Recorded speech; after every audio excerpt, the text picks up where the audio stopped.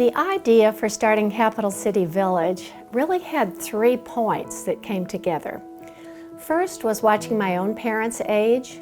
They wanted to age in their own home, but they really became more and more isolated over the years and of course had more and more needs.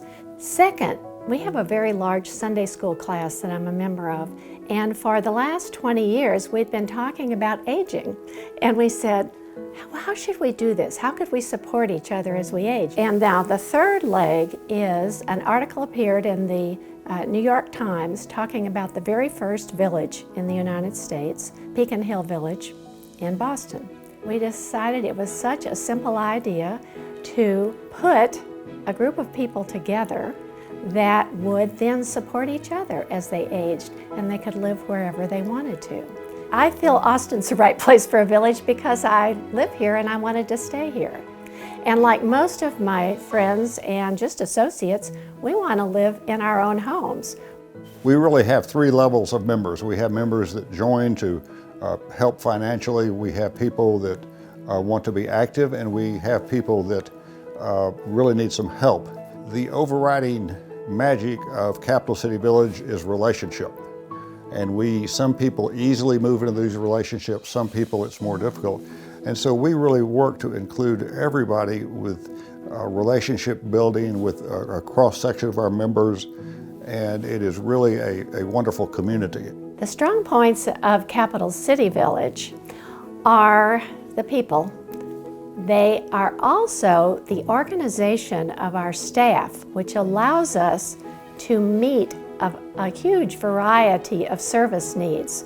I've made a living as a social worker putting people together with resources, and it is quite difficult if you need something that's a little off the beaten track to find it. Capital City Village can help you find it. We had a person with Parkinson's. She was not taking her medication, she was isolated, she sometimes was difficult to work with, she was pretty out of it. A lot of her vagueness was lack of medication.